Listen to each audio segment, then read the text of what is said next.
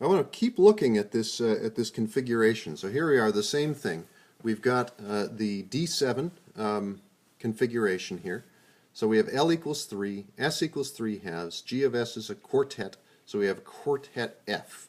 And there's the holes that we could think of in this situation. So now the question is, what is the J value? So we have an L of 3, an S of 3 halves. So the possible value of J is going to be 3 minus 3 halves is the lowest that we can get, which is 3 halves, all the way up to 3 plus 6 halves plus 3 halves is 9 halves. So we have 3 halves, 5 halves, 7 halves, and 9 halves are the allowed values of the total angular momentum. So those are the J states that we're going to have, and we're more than half full.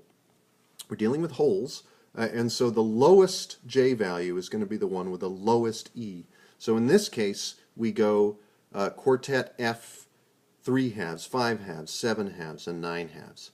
Worth pointing out, if we had a D3 configuration, then you would see for the full spin-orbit coupling term symbol, you'd have a quartet 9 halves, 7 halves, 5 halves, and 3 halves. So that's how you can tell them apart if you just see the term symbol. So this one, the lowest energy is quartet F 3 halves. If you had the D3 configuration, that would be quartet F 9 halves as the lowest energy because of the opposite sense of the effective charge in the spin-orbit coupling.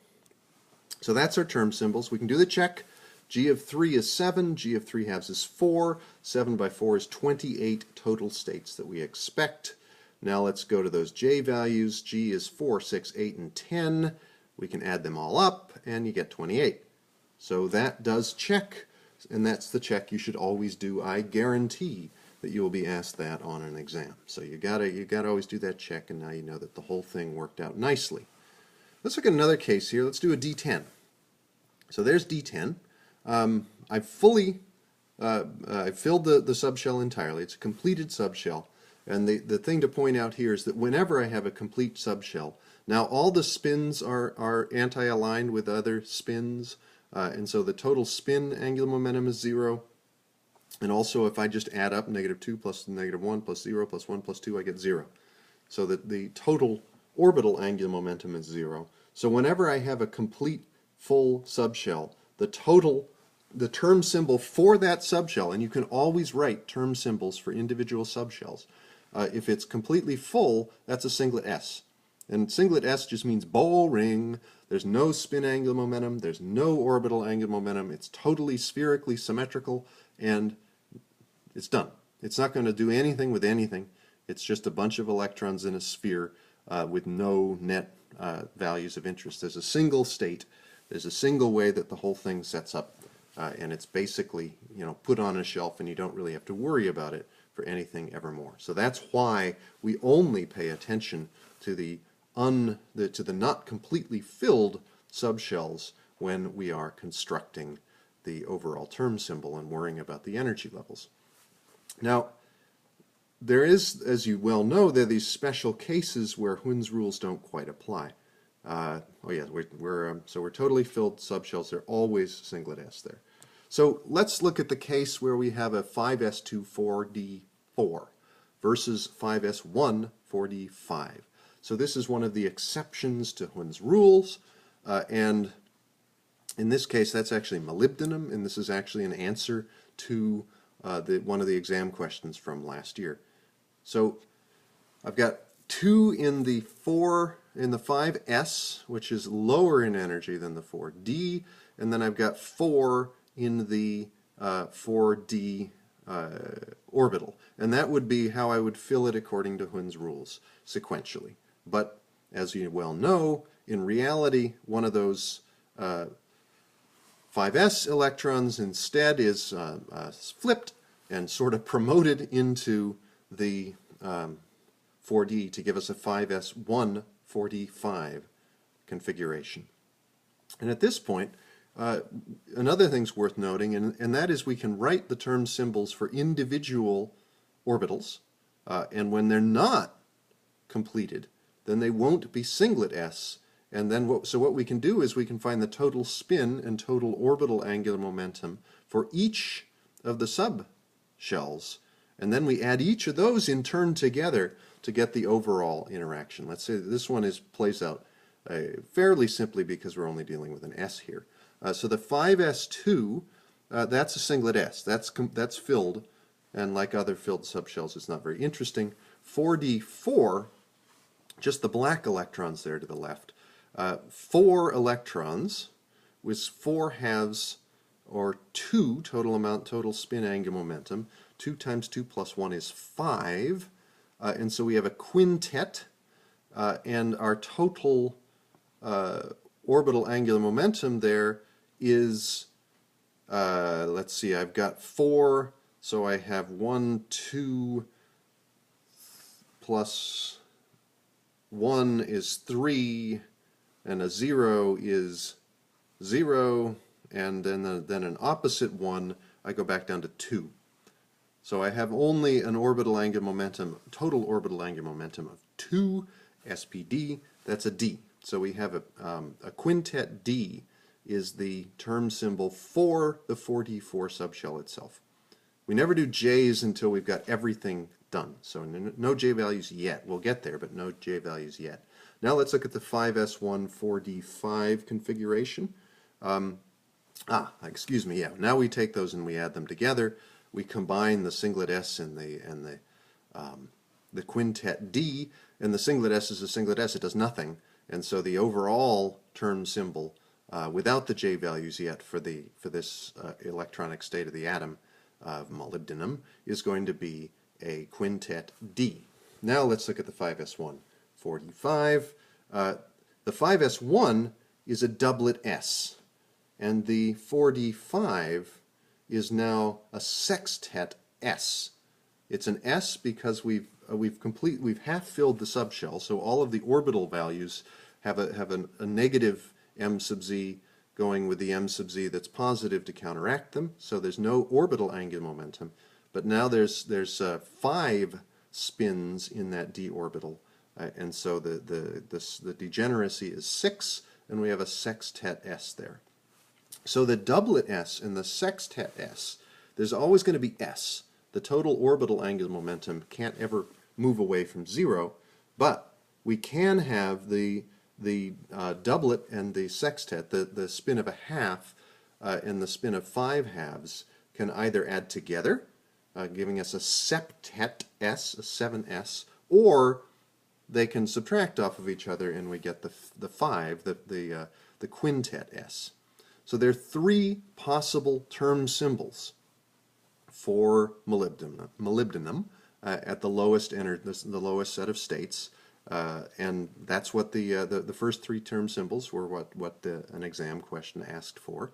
And the next question is, what are the possible J values here? So the quintet D, we've got a J, we've got the S. The spin there was, let's see, what was it again? The total spin was 2, and the orbital angular momentum was 2. And so now we can go all the way from 2 minus 2 is 0 to 2 plus 2 is 4, and we're less than half full, so 0 starts it. So we go the quintet D 0, 1, 2, 3, and 4 are the spin orbit states in that order. Then we have whenever we have a value of 0, for either spin or orbital angular momentum, there's only going to be one J value. So we have a septet S, and the septet S has got to be 3, and then the quintet S has got to be 2, because that just specifies the J. Remember, we put J in the subscript there. So the spin and the total angular momentum are the same thing, but we use the degeneracy in the superscript for the spin degeneracy, and we use the actual value of J in the subscript. So we have septet S3 and quintet S2. So that's the full set of spin orbit levels associated with the first 3 terms. We've got the quintet D 0, 1, 2, 3, 4, septet S3, and quintet S2.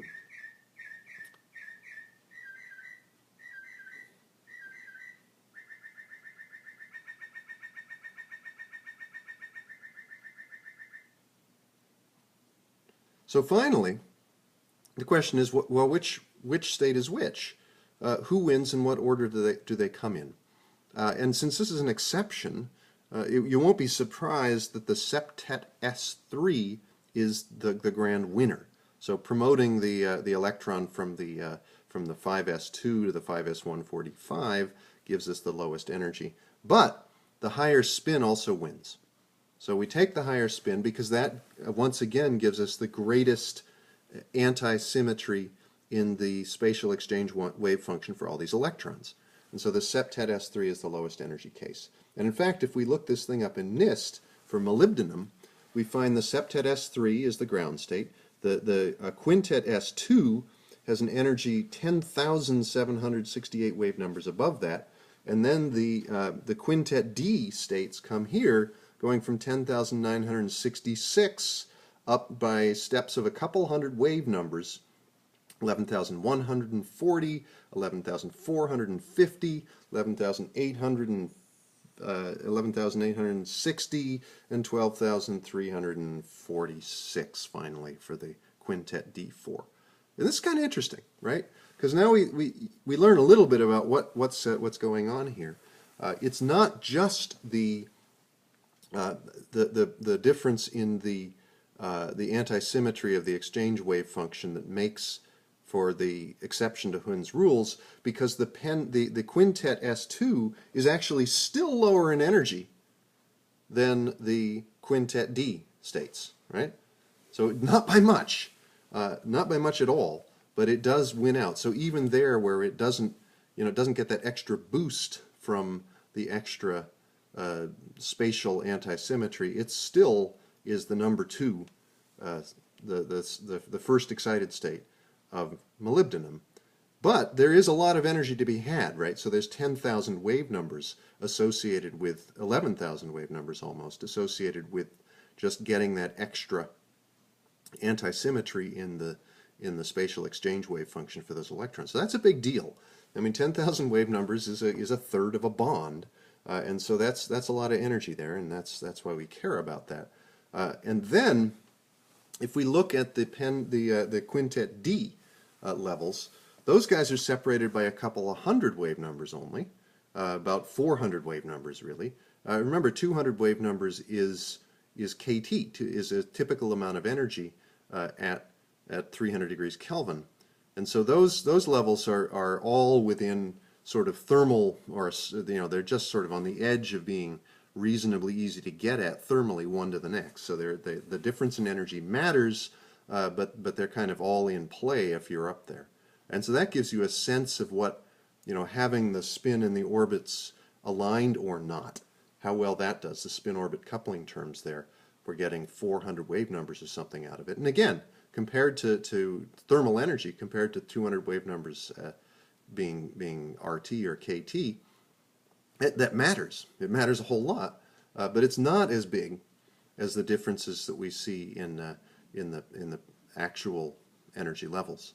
It's basically a happenstance that the quintet S and the quintet Ds are so very, very close to each other. But we see that the spatial exchange anti-symmetry is a big deal, and it's certainly got a whole lot to do with that exception to Hund's rules.